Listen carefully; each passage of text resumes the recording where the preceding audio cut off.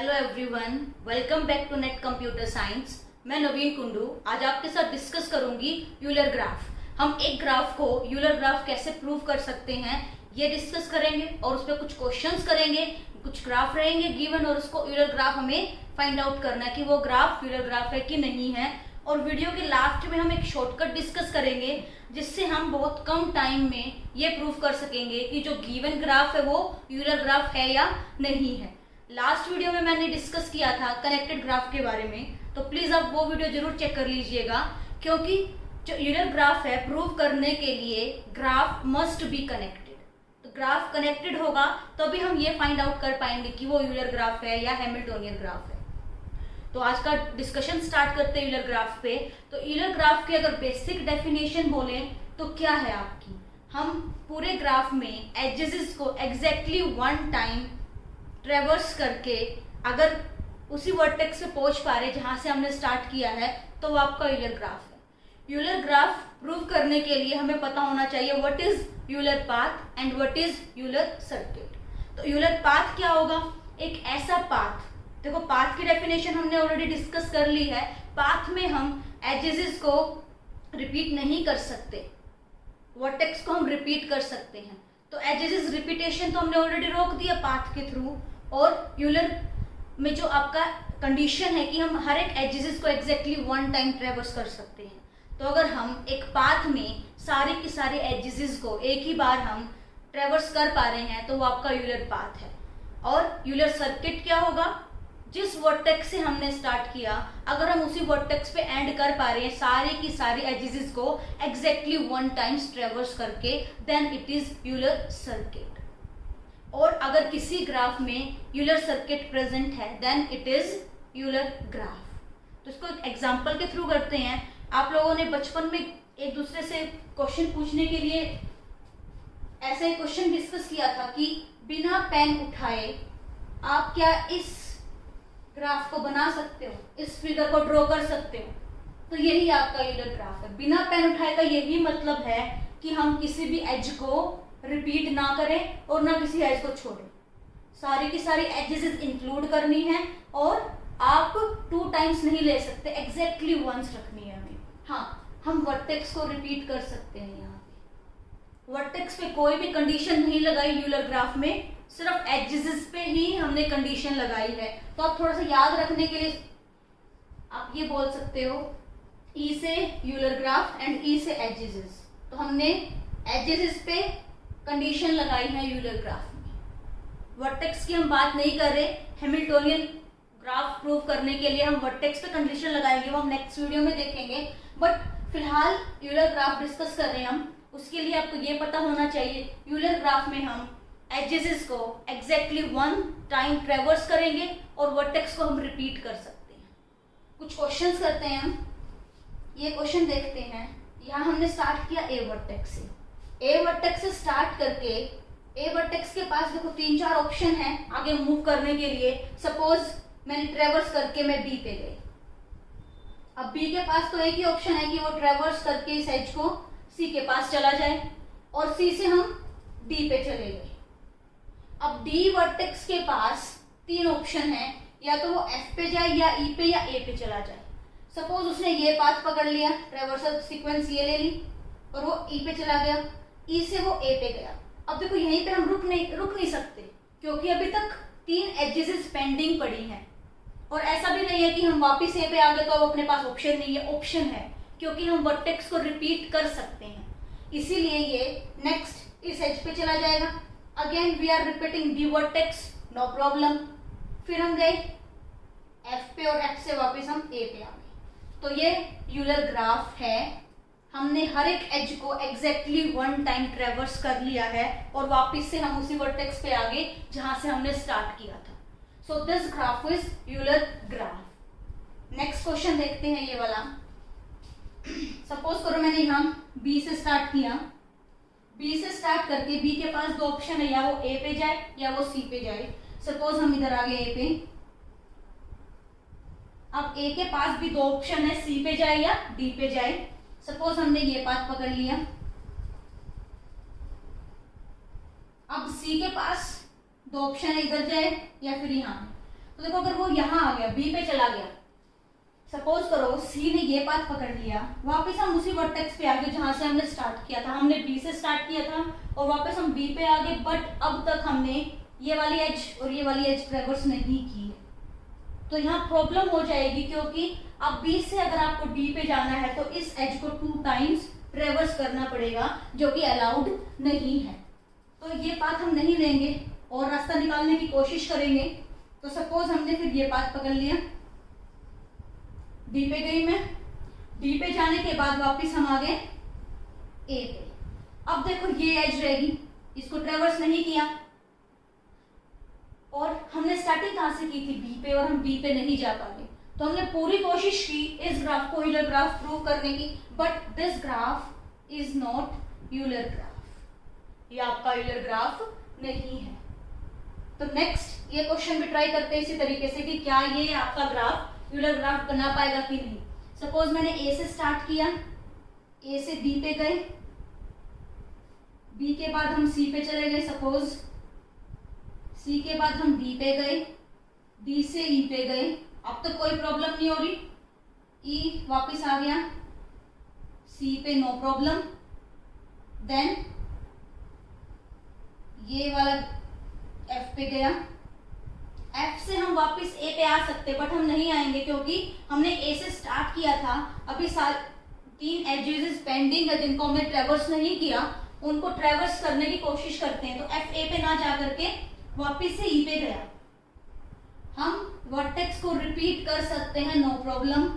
फिर ये आया आपका बी पे, अब बी से वापस एफ पे जा रहे हैं और वापस ए पे आ रहे हैं। तो थोड़ा कॉम्प्लिकेटेड है बट स्टिल हम सारे की सारी एजेस को एग्जैक्टली वन टाइम ट्रेवर्स कर पाए। So this graph is also Euler graph. तो ये अपना यूलर ग्राफ नहीं बना, ये दोनों यूलर ग्राफ हैं। तो अगर ऐसे, ये मैंने बहुत सिंपल ग्राफ पिक किए थे, सिंपल ग्राफ में भी यहाँ जाके थोड़ी सी कॉम्प्लिकेशन हुई हमें फाइंड आउट करने में, सीक्वेंस बनाने में थोड़ी सी प्रॉब्लम हो रही है। और अगर एग्जाम में ऐसे क्वेश्चन आ गए तो आपका काफी टाइम कंज्यूम कर लेंगे। तो इसके लिए हमारे पास एक शॉर्टकट है, हम वो डिस्कस करेंगे शॉर्टकट, कि आप कैसे विद इन 5 और 6 सेकेंड में इसका आंसर दे सकते हो कि ये यूलर ग्राफ है या नहीं है। तो उस शॉर्टकट के लिए हमें थोड़ा सा पास्ट में जाना पड़ेगा, एक्चुअली थोड़ा नहीं, थोड़ा ज्यादा पास्ट में जाना पड़ेगा। ये कहानी है आपकी 1736 अराउंड, और उस प्रॉब्लम का नाम था कोनिग्सबर्ग ब्रिज प्रॉब्लम। कोनिग्सबर्ग एक जगह का नाम था जो फिलहाल रशिया में है। वहां पे एक रिवर थी, ये यहाँ जो मैंने डायग्राम बनाया है, ये वाला एरिया पूरा रिवर है। ए पार्ट को बोला है कि वो लैंड है, बी पार्ट भी यहाँ पे लैंड है, और सी और डी जो पार्ट है वो आपके आइलैंड है। और ये जो इस प्रॉब्लम को हम 7 ब्रिज ऑफ कोनिग्सबर्ग प्रॉब्लम भी बोलते हैं। 7 ब्रिज है, जो मैंने ये एज दिखा रखी है, ये आपके ब्रिज हैं। तो उस टाइम ये माइंड में ये आया, ये क्वेश्चन उठा एक कि इस, आप कहीं से स्टार्ट करो, ए से स्टार्ट करो, बी से स्टार्ट करो, सी से या डी से, हर एक ब्रिज को ट्रेवर्स करके एग्जैक्टली वंस, सारे के सारे ब्रिज आपको ट्रेवर्स करने हैं और 2 टाइम्स नहीं कर सकते, किसी को छोड़ नहीं सकते, और वापस वहीं पहुंचना है जहां से आपने स्टार्ट किया। सपोज किसी इंसान ने यहाँ ए से स्टार्ट किया ट्रेवर्स करना, इस ब्रिज पे भी गया, हर एक ब्रिज पे जाके वो वापस ए पे पहुंच जाए। तो ये क्वेश्चन उठा उस टाइम पे। तो इसके लिए बहुत बड़े बड़े मैथमेटिशियन लग गए इसको सॉल्व करने के लिए कि भाई कैसे हम इसको सॉल्व करें। तो किसी के पास कोई सॉल्यूशन नहीं था इसका, हर कोई अपने अपनी कोशिश में था। मैथमेटिशियन थे उस टाइम पे जो हर कोई प्रैक्टिस में था कि कैसे इस प्रॉब्लम को सोल्व किया जाए। देखो हम एल्गोरिदम में पढ़ेंगे, एनपीसी प्रॉब्लम, डिसाइडेबल, अनडिसाइडेबल, ऐसे बहुत सारे वर्ड है जो हम डिस्कस करेंगे। तो वहाँ हम ये चीज भी देखेंगे कि जरूरी नहीं है हर एक प्रॉब्लम का फाइनल सॉल्यूशन हो। हम ऐसा भी बोल सकते हैं कि वो प्रॉब्लम सोल्व्ड है, कि इसका कोई सॉल्यूशन एग्जिस्ट ही नहीं करता। तो यहाँ वही बात हुई। फिर जो अपना एक बहुत बड़ा मैथमेटिशियन था उस टाइम पे, लियोनार्ड यूलर, उसने इस प्रॉब्लम को उठाया और इस प्रॉब्लम से उसने ग्राफ डिजाइन किया। ये जो इधर मैंने ग्राफ बनाया है, ये ग्राफ उसने डिजाइन किया, और इस ग्राफ डिजाइन करने के बाद उसने कोशिश की ये फाइंड आउट करने की कि क्या ऐसा पॉसिबल है ब्रिज को उसने एजेस से शो किया, और जो आइलैंड और लैंड था उसको उसने शो किया वर्टेक्स से, और फिर कोशिश की। अब उसने इसका सॉल्यूशन फाइंड आउट करने के लिए एक बात ऑब्जर्व की कि मान लो मैंने ए से स्टार्ट किया, किसी ए से स्टार्ट किया, अगर हम ए से स्टार्ट करके चले तो यहां प्रॉब्लम क्या होगी, चला गया ए से, कहीं भी गया वो, ठीक है, बट उसको चाहे वो बीच में कितने ही ब्रिज ट्रेवर्स करे, कितने ही एजेस ट्रेवर्स करे, आना तो उसको वापस कहाँ है, ए पे ही आना है, तभी वो क्वेश्चन सॉल्व होगा जो प्रॉब्लम थी। तो यहां उसने ऑब्जर्व किया कि डिग्री कितनी आई ए की, 2 डिग्री आई। अगर वो वापस ए पे आके फिर से उसको जाना है, बट वापस फिर आएगा 4 होगी डिग्री। तो इस तरीके से उसने जितने भी राउंड लगाए, हर राउंड में ये पता चला जो स्टार्टिंग और एंडिंग जो वर्टेक्स था उसकी डिग्री इवन आ रही है। तो यहां से उसने एक पॉइंट नोट कर लिया कि जो हमारा स्टार्टिंग वर्टेक्स है और एंडिंग वर्टेक्स है उसकी डिग्री क्या आएगी, इवन डिग्री ही आएगी। तो एक ये पॉइंट नोट किया कि जो स्टार्टिंग और एंडिंग वर्टेक्स है उसकी डिग्री इवन होनी चाहिए, तो ही हम इसको सोल्व कर पाएंगे। सेकेंड चीज उन्होंने क्या ऑब्जर्व की कि जो भी इंटरमीडिएट वर्टेक्स होगा, बीच में कोई आएगा इंटरमीडिएट वर्टेक्स, हमने इस पॉइंट से स्टार्ट किया, यहां से स्टार्ट करते करते हम किसी भी वर्टेक्स में गए जो कि बीच में आएगा। अब वो बीच में आया है तो क्या वहीं पे हम खत्म कर देंगे सीक्वेंस को, नहीं कर सकते, वापस हमें वहीं जाना पड़ेगा जहां से हमने स्टार्ट किया है। तो वहां पे वापस गया, तो ये एक और कमाल की बात उसने ऑब्जर्व की कि भाई जो इंटरमीडिएट वर्टेक्स है उसकी डिग्री भी तो इवन आ रही है, 2 आई। मान लो फिर वो स्टार्टिंग वाले सिंबल पे ना जा करके कहीं आगे गया, यहां ना जा करके वो कहीं आगे गया तो भी उसकी डिग्री क्या आ रही है, इवन आ रही है।